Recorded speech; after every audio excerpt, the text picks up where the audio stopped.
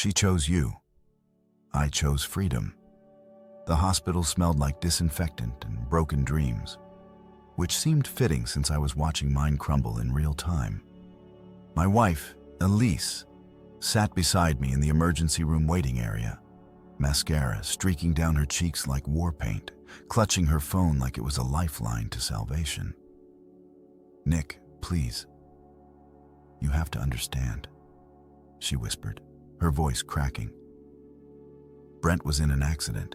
I had to come." I stared at the fluorescent lights buzzing overhead, counting the dead flies trapped inside the plastic covers. Seemed like a metaphor for something, but I was too tired to figure out what. "Your ex-boyfriend from college calls you at midnight, and you drop everything to rush here," I said, my voice flat as a tire on gravel. "Yeah, that's totally normal married behavior. It's not like that. Save it." I leaned back in the uncomfortable plastic chair. I'm just the Uber driver tonight, apparently. 20 minutes later, a nurse called out, "Brent Consincade's family." Elise shot up like she'd been electrocuted. I followed, curious to see what kind of life-threatening emergency required my wife's immediate attention. At 12:47 a.m. on a Tuesday, we found Brent in bed 3, looking perfectly healthy, except for a ridiculous bandage, wrapped around his head like a turban. He was conscious, alert, and flexing his biceps for the nurse taking his vitals. Oh my God, Brent. Elise rushed to his side, grabbing his hand. "Are you okay? What happened?" "Hair transplant procedure went wrong," he said, wincing dramatically. "The clinic botched it. I'm probably going to sue." I blinked slowly. "Hair transplant. Emergency hair transplant at midnight. You dragged me out of bed for cosmetic surgery complications?" I asked. Elise shot me a look that could have melted steel. "Nick, please." He was scared and alone. "He's 42 years old," I said, "and apparently has your number memorized for medical emergencies involving his hairline." Brent finally noticed me standing there. "Oh, hey, Nick. Thanks for bringing her." "Don't mention it," I said. "Really? Don't." I watched my wife fuss over this gym rat with his perfectly sculpted abs and his botched hair plugs, and something cold settled in my chest. Not anger. Anger was hot and messy. This was different. This was clarity. "I'm going home," I announced. "Nick, wait." Elise started. "Take your time," I said. "Really?" "Take all the time you need." I walked out of that hospital and drove home to our split-level house on Maple Street, the one we'd bought 3 years ago when we still pretended to be happy. I went straight to our bedroom and started packing shirts, jeans, work boots, my toolbox from the basement. Everything that mattered to me fit in 2 duffel bags, which should have been depressing, but felt liberating instead. I left a note on the kitchen counter. "Don't worry about me. You've got Brent to take care of now. I'll be at the shop."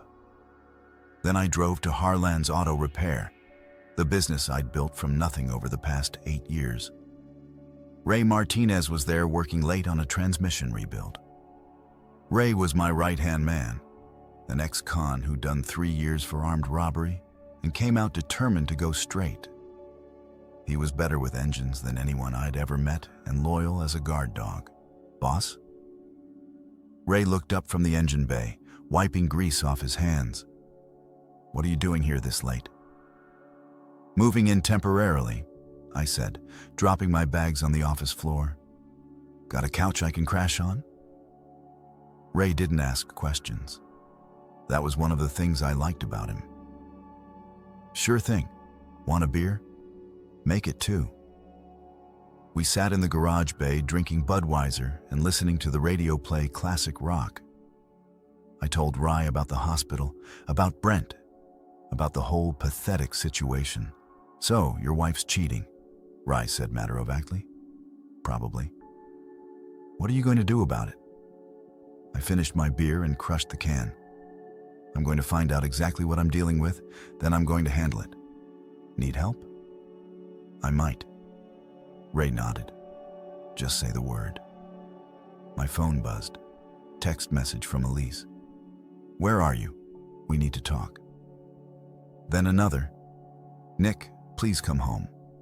Then another. I can explain everything. By morning, she'd sent 167 messages. I read every single one, watching her desperation escalate from confusion to anger to panic to bargaining. It was like watching someone drown in slow motion. I didn't respond to any of them. Instead, I called Detective Mike Carver, a private investigator I'd met through Ray's parole officer. Carver was a gruff ex-cop who'd been forced into early retirement after a corruption scandal that wasn't his fault. He ran a one-man operation out of a strip mall office specializing in cheating spouses and insurance fraud. Need some surveillance work done? I told him over the phone. Cheating wife? Maybe. Want to be sure before I make any moves? Smart man. My rate's $200 a day plus expenses. Done. While Carver started his investigation, I decided to do some digging of my own. I went home while Elise was at work and checked our joint credit card statements, hotel charges, restaurant bills for two, a Victoria's Secret purchase from last month that I'd never seen the results of. But the real smoking tool was in her car. I checked the GPS navigation history on her Honda Accord. Over the past 6 months, she'd visited Brent's apartment complex 17 times. Always on days when she told me she was working late or having girls' night with her friends. I took pictures of everything. Screenshots of the GPS data, photos of the credit card statements, copies of hotel receipts. I was building a case like I was preparing for war because that's exactly what this was. Carver called me 3 days later with preliminary results. Your wife's definitely cheating, he said without preamble. But it gets more interesting. How so? She's not the only one. This Brent character has at least 2 other women on rotation. Saw him with a blonde at the Marriott Tuesday night. Brunette at his apartment Thursday afternoon. Your wife showed up Friday evening. I felt something twist in my gut. Not jealousy, something worse. Humiliation. I wasn't just being cheated on. I was being cheated on by an amateur. Get me everything, I said. Photos, times, dates. I want a complete picture. You got it. That weekend, I decided to do some surveillance myself.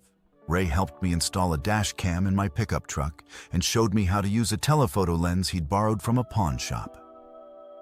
We parked across from Brent's apartment complex Saturday morning and waited. Elise showed up at 11 a.m. carrying a gym bag and wearing yoga pants that cost more than most people's car payments. She looked around nervously before heading into the building. There's your confirmation, Ray said. Yeah. I adjusted the camera lens. Let's see what else we can learn. We didn't have to wait long. At 2 p.m., a different woman emerged from the building. The blonde Carver had mentioned. She was crying, clutching her purse like it contained her life savings. Looks like trouble in paradise, Rai observed. 20 minutes later, Brent came out looking smug and satisfied. He got in his BMW and drove toward the gym. We followed at a distance. The Gold's Gym on Industrial Boulevard was Brent's natural habitat. He strutted through the place like he owned it, nodding at other muscleheads and checking himself out in every mirror he passed. I watched him through the window, noting his routine, his habits, his weaknesses. That's when I got an idea. Rai, I said, you still got connections from your old life. Depends what you need. Nothing illegal, just creative. Ray grinned. I like where this is going. That night, while Brent was at the gym, Ray and I paid a visit to the parking garage under his apartment building. Ray had a gift for getting into places he wasn't supposed to be. A skill he'd developed during his criminal years and refined during his rehabilitation. Brent's BMW was parked in space 247, gleaming under the fluorescent lights like a monument to vanity. Ray walked around it slowly, examining the exterior. "Nice car," he said. "Be ashamed if something happened to it." "Nothing permanent," I said. "Just inconvenient." Ray nodded and got to work. He loosened the lug nuts on all four wheels. Not enough to cause an accident, just enough to make them wobble and create an expensive repair bill. Then he used a small drill to put tiny holes in the exhaust system, ensuring the car would sound like a broken lawnmower. While Ray worked on the car, I focused on Brent's gym bag, which he'd left in the back seat. The doors were unlocked. Apparently, Brent felt pretty secure in his private garage. Inside the bag, I found his shampoo, body wash, and protein powder. I carefully opened the shampoo bottle and added a generous amount of NAR hair removal cream, mixing it thoroughly before closing it back up. "That's diabolical," Ray said, watching me work. "He's so vain about his hair. Figured I'd help him achieve a more natural look." We finished our work and left without being seen. The next phase of my plan was already forming in my mind. Sunday morning, I drove to Murphy's Bar and Grill, the local watering hole, where everyone in town eventually showed up. Old Pete Kowalski was holding court at his usual spot at the end of the bar, regaling anyone who'd listened with stories from his 40 years as a mechanic. Pete was a town institution, a 70-year-old Polish immigrant who knew everyone's business and wasn't shy about sharing it. He'd been hanging around my shop since I opened, offering unsolicited advice and keeping me entertained with local gossip. "Nick," Pete called out when he saw me. "Heard you and the missus are having some troubles." Small towns, you couldn't keep secrets even if you wanted to. "Something like that," I said, ordering a beer. "That's a shame. Elise always seemed like a nice girl." "Yeah, well, appearances can be deceiving." Pete leaned closer, lowering his voice. "You know, I seen her around town with that musclehead from the gym. Brent something Concade. That's the one. They've been meeting up at the Marriott pretty regular like." I took a sip of my beer. "Is that right?" "Oh, yeah. My nephew works valet parking there. Says they come in separate. Leave together real sneaky like." "Interesting." Pete studied my face. "You okay, son? You look like you're planning something." "Just thinking." "Well, whatever you're thinking, make sure it's legal that Brent character's got connections. His daddy owns half the commercial real estate in town." That was news to me. Rich boy with a safety net. That explained the arrogance. "Thanks for the heads up, Pete." I finished my beer and headed home. Elise was there pacing around the living room like a caged animal. She looked terrible. Dark circles under her eyes, hair unwashed, wearing the same clothes she'd had on yesterday. "Nick, thank God," she said when I walked in. "We need to talk, do we?" "Yes. This whole situation has gotten completely out of hand. I know you're upset about the hospital thing, but you're overreacting." I sat down on the couch and looked at her. "Really?" Looked at her. "When did she become a stranger?" 17 times? I said, "What? You've been to Brent's apartment 17 times in the past 6 months?" I checked your GPS history. The color drained from her face. "Nick, I can explain. I'm sure you can. You always were creative with the truth. It's not what you think." "Really?" "Because I think you're cheating on me with your college boyfriend. Am I wrong?" She opened her mouth and then closed it. The silence stretched between us like a chasm. "I want a divorce," I said quietly. "No." She shook her head frantically. "No, Nick, please, we can work this out. We can go to counseling. I'll stop seeing Brent, I promise. Stop seeing him. I laughed, but there was no humor in it. Elise, you rushed to the hospital at midnight because he had cosmetic surgery complications. You think this is something we can just work through? I made a mistake. You made a choice. Multiple choices. Over 6 months of choices. She started crying then. Big, dramatic sobs that might have worked on me 6 months ago. Now they just sounded like noise. Please, Nick, I love you. No, I said, standing up. You love the idea of me. The security, the stability, the nice house, the respectable husband, but you love Brent's abs and his BMW more. That's not true. Prove it right now. Call Brent and tell him you never want to see him again. She hesitated just for a second, but it was enough. That's what I thought. I said, I'll be staying at the shop until I can find an apartment. You can have the house until the divorce is final. I headed for the door, but her voice stopped me. You'll regret this, Nick. You're throwing away 8 years of marriage over nothing. I turned back to look at her one last time. 8 years, 17 visits to his apartment. Yeah, you're right. That math definitely works out in your favor. Then I left her standing there crying in the living room of the house we'd bought together when we still believed in forever. Monday morning brought the first fruits of my weekend labor. Carver called while I was opening the shop, barely containing his laughter. You need to see this, he said. Meet me at the diner on 5th Street. I found him in a corner booth, grinning like a kid on Christmas morning. He slid a manila envelope across the table. Your boy Brent had quite the weekend, Carver said. The photos inside were better than I'd hoped. Brent at the gym, his hair patchy and uneven, where the Nara had done its work.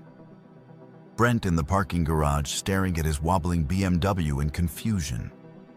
Brent at the mechanic shop arguing with the service manager about his mysteriously damaged exhaust system. Gets better, Carver continued. Turns out the blonde from last week. That's Jessica Chen, a paralegal from downtown. She found out about your wife in the brunette. Girl named Amanda Torres, who works at the bank. Jessica confronted Brent yesterday at his apartment. Neighbors heard the whole thing. What did she say? Called him a lying, cheating piece of garbage. Threw his gym bag off the balcony. Made quite a scene. I studied the photos more carefully. In one shot, Brent was on his hands and knees in the parking lot, collecting scattered protein bars and workout gear. His partially bald head gleamed under the streetlights. This is good, I said. But I need more. What kind of more? I want to know everything about this guy. His job, his finances, his weaknesses. If he's juggling 3 women, he's probably cutting corners somewhere else too. Carver nodded. I'll dig deeper. Might take a few days. Take all the time you need. I'm not going anywhere. That afternoon, Elise showed up at the shop. She looked better than she had yesterday. Showered, dressed professionally, makeup carefully applied. She was trying to project strength, but I could see the desperation underneath. Nick, we need to discuss this rationally, she said, standing in the doorway of my office. Rai looked up from the engine he was working on, wrench in hand. Want me to handle this, boss? It's fine, Ray. This won't take long. Elise stepped inside, closing the door behind her. I've been thinking about what you said yesterday. And you're right, I made mistakes. But marriage is about forgiveness, isn't it? About working through problems together. Some problems, sure. Cheating for 6 months isn't a problem, Elise. It's a choice. I was confused. Brent and I have history. And when he came back to town, old feelings got stirred up. But it doesn't mean anything. Doesn't mean anything. I leaned back in my chair. You spent our anniversary weekend at the Marriott with him. You bought lingerie with our joint credit card for him. You lied to me every single day for 6 months. But it doesn't mean anything. Her composure cracked slightly. How do you know about the hotel? I know about everything, Elise. The question is, what are you going to do about it? I'll end it with Brent today. Right now, if you want. Too late. What do you mean, too late? I opened my desk drawer and pulled out a business card. I've already filed for divorce. You'll be served papers tomorrow. You can't be serious. Dead serious. She stared at the card like it was a death warrant. I won't make this easy for you. I didn't expect you to. I'll fight for half of everything. The house, the business, your savings. I'll take you for everything you're worth. Good luck with that.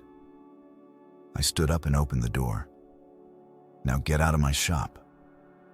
She left, but not before throwing me a look that promised war. That evening, I met with my lawyer, Sarah Mitchell, a sharp woman in her 50s who specialized in divorce cases.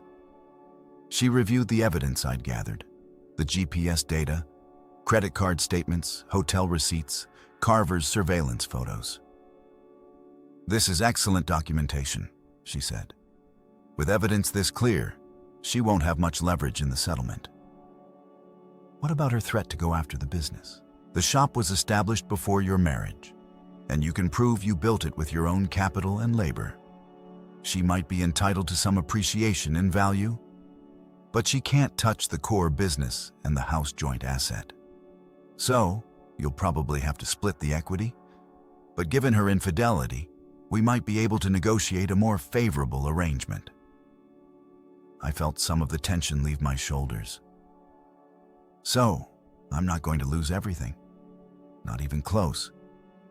She's the one who should be worried. The next morning, Ray arrived at the shop with interesting news. Remember how you wanted to know more about Brent's situation? Yeah. Turns out my cousin works at Morrison Financial, where Brent's got his day job. Says the guy's been using company equipment for some kind of side business. Cryptocurrency mining or something. That's against company policy, I'm guessing. Big time. They've been trying to figure out why their network's been running slow. If someone happened to tip them off about what's causing it, I smiled. That would be unfortunate for Brent. Real unfortunate. Your cousin have any way of documenting this? He might, for the right price, make it happen. While Ray worked his connections, I decided to pay a visit to Murphy's Bar. It was happy hour, and the place was packed with the usual crowd of construction workers, office drones, and retirees. Perfect for spreading some carefully selected information. I found Pete at his usual spot, already 3 beers deep and holding court with a group of younger guys from the construction crew. "Nick," Pete called out. "How you holding up, son?" "Better every day," I said, ordering a beer. Turns out divorce might be the best thing that ever happened to me. That's so, yeah. Found out some interesting things about my wife's boyfriend. Guy's a real piece of work. The construction guys perked up. Nothing they liked better than gossip about rich people behaving badly. "What kind of things?" asked Tommy Brennan, a roofer I'd done some work for. "Well, turns out he's not just cheating on his girlfriend with my wife. He's got at least 3 women on the hook. Real classy operation he's running. No kidding. Gets better. Guy's so vain he had hair transplant surgery and botched it. Now he looks like he stuck his finger in an electrical socket."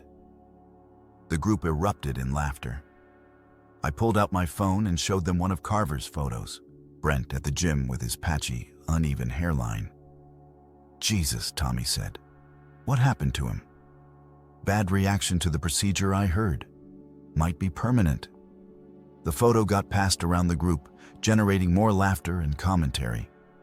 By the time I left the bar an hour later, I knew the story would be all over town by morning.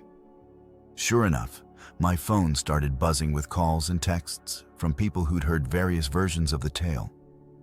The details got more elaborate with each retelling. By noon, the story had evolved into Brent being caught in bed with two women simultaneously while his hair fell out in clumps. Small towns were beautiful things when they worked in your favor. That afternoon, Elise called, furious. "What did you do to Brent?" "I have no idea what you're talking about." "His hair. Someone sabotaged his shampoo." "That's terrible. Really tragic. Guy's already not much to look at." "This isn't funny, Nick. And now people are spreading rumors about him all over town." "Rumors? What kind of rumors?" "You know exactly what kind. About him cheating, about his appearance, about everything." "Well," I said, "if they're just rumors, I'm sure he has nothing to worry about." She hung up on me. An hour later, Brent himself showed up at the shop. He looked even worse in person than in the photos. His hair was patchy and uneven, with bald spots scattered across his scalp like a diseased lawn. He tried to cover it with a baseball cap, but the damage was still visible. "We need to talk," he said, trying to project authority despite looking like a cancer patient. Rye stepped up beside me, wiping his hands on a rag. "Everything okay, boss?" "Fine, Rye. Mr. Consincade was just leaving. I'm not going anywhere until we settle this," Brent said. "Settle what?" "You know what you did? The car, the hair, the rumors. This ends now." I looked him up and down slowly. "You know what, Brent?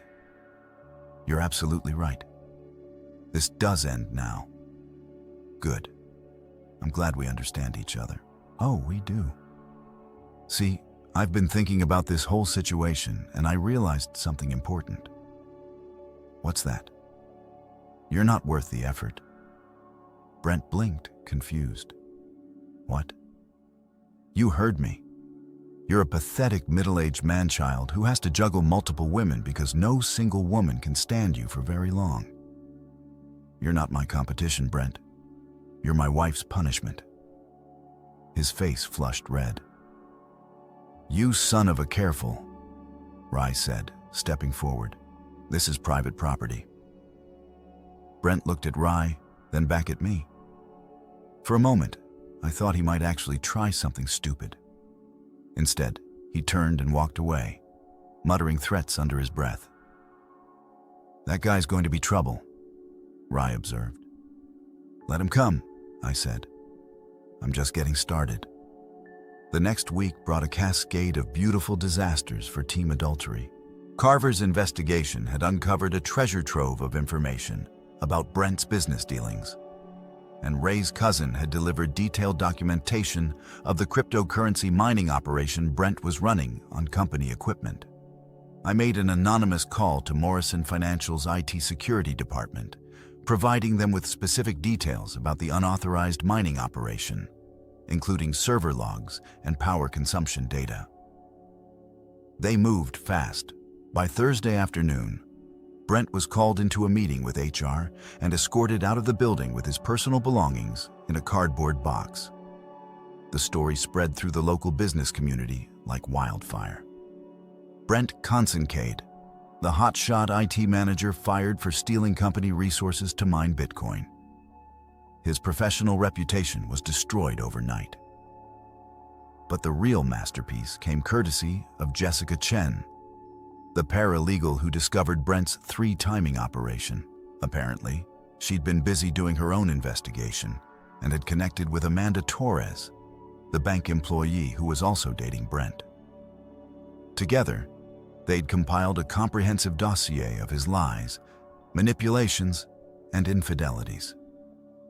Jessica, being a paralegal with access to legal resources and a vindictive streak, had created a detailed timeline of Brent's activities and shared it on social media. The post went viral locally, complete with photos, receipts, and screenshots of his dating app conversations with multiple women. The post was a work of art. Jessica had documented every lie Brent had told, every promise he'd broken, every woman he'd deceived. She'd even included financial records showing how he'd been using different women to pay for his lifestyle, dinners, hotel rooms, gym memberships, even his rent. Elisa's name featured prominently in the timeline, along with photos of her entering and leaving Brent's apartment. The post made it clear that she wasn't just another victim. She was a willing participant who'd helped him deceive other women while deceiving her own husband. The reaction was swift and brutal. Elisa's social media accounts were flooded with comments from friends, co-workers, and acquaintances expressing shock and disappointment. Her carefully curated image as a successful marketing executive and devoted wife crumbled in real time. Her boss called her into a meeting Friday morning to discuss concerns about her judgment and professionalism. While adultery wasn't technically grounds for termination, the public nature of the scandal and its impact on the company's reputation made her position untenable. By Friday afternoon, she was cleaning out her desk. Meanwhile, Brent's situation continued to deteriorate. Without his IT job, he couldn't afford his expensive apartment. His BMW was repossessed when he missed 2 payments. The other women he'd been stringing along had all cut contact, leaving him isolated and broke. The patchy hair situation had gotten worse, not better. Whatever reaction he'd had to the Na had caused permanent damage to his follicles. He'd tried to fix it with more surgery, but that had only made things worse. Now he looked like he'd been attacked by a weed trimmer. Saturday evening, I was at Murphy's bar celebrating my freedom with Ray and Pete when Elise walked in. The entire place went quiet. She'd become local entertainment, and everyone wanted to see what she'd do next. She spotted me at the bar and walked over, her heels clicking on the wooden floor like a countdown timer. She looked haggarded despite her expensive clothes and professional makeup. The stress was eating her alive. "Nick," she said, trying to sound casual, "can we talk privately?" "I don't think we have anything private to discuss anymore," I said loud enough for the nearby tables to hear. "Your business is pretty much public knowledge now." A few people chuckled. Elisa's face flushed red. "Please," she said quietly. 5 minutes. I looked around the bar at all the faces watching us like we were primetime television. "Sure, talk. Not here. Here's fine. These are my friends. They've heard all about you already." She glanced around nervously, realizing she was trapped. "I lost my job, I heard. Shame about that. They said it was due to reputation concerns." "That's not legal, Nick. I could sue them. You could try. Might be hard to prove discrimination when there's photographic evidence of you helping your boyfriend defraud other women." "I never defrauded anyone." "Really? So you told Jessica and Amanda about each other? You let them know they were sharing Brent with you and your husband's credit card." The bar had gone completely silent now. Everyone was listening to our conversation like it was a radio drama. "That's different," she said weakly. "How?" It's complicated." "No, it's really not. You helped a con artist run multiple scams on different women while stealing money from your husband to fund it." "That's not complicated. That's just criminal. I want to work this out, Nick. We can go to counseling. Start over somewhere else." I looked at her for a long moment, studying her face. She was still beautiful, still charming when she wanted to be. But I could see the desperation underneath now, the calculation behind every word. "You know what the funny thing is, Elise? I actually might have forgiven you if you'd just been honest about it. I can be honest now. Too late. See, I know about the other stuff too." Her face went pale. "What other stuff?" "The credit cards you opened in my name. The money you transferred from our joint savings to your personal account. The loan you took against the house without telling me." She opened her mouth, then closed it. The bar was so quiet that you could hear the ice maker cycling in the kitchen. I was going to leave you anyway, she whispered. I just needed time to get my finances in order. And there it was. The truth, finally. She hadn't been confused or conflicted. She'd been planning her exit strategy for months, using Brent as her escape route while systematically looting our joint assets. I know, I said. My lawyer found all of it. The hidden accounts, the forged signatures, the fraudulent loan applications. You're not just a cheater, Elise. You're a thief. The color drained completely from her face now. Nick, please. The best part, all of that financial fraud you committed. That's going to make the divorce real simple. See, when one spouse commits felony theft against the other, they forfeit their claim to joint assets. You can't prove. Actually, I can. Bank records, signature analysis, digital forensics. My lawyer has everything. She stood there for a moment, swaying slightly, looking like she might faint. Then she turned and walked out of the bar without another word. The place erupted in conversation as soon as the door closed behind her. I finished my beer and headed home to my new apartment, feeling lighter than I had in months. Monday morning brought the final piece of the puzzle. Carver called with news that Brent had been arrested for check fraud. Apparently, he'd been writing bad checks to cover his expenses since losing his job. One of them had been to his landlord, who'd pressed charges. Guys, looking at 6 months minimum, Carver said. Probably more if they dig into his other activities. What about Elise? Your lawyer filed the fraud charges this morning. She'll be arrested by end of business today. I hung up and looked around my shop, my profitable, debt-free, wholly owned business that Elise would never be able to touch. Rye was under the hood of a Chevy, humming along to the radio. Pete was in his usual corner reading the newspaper and offering commentary to anyone who'd listened. This was my world, my real world, and it was exactly where I belonged. That evening, I got a call from Sarah Mitchell, my lawyer.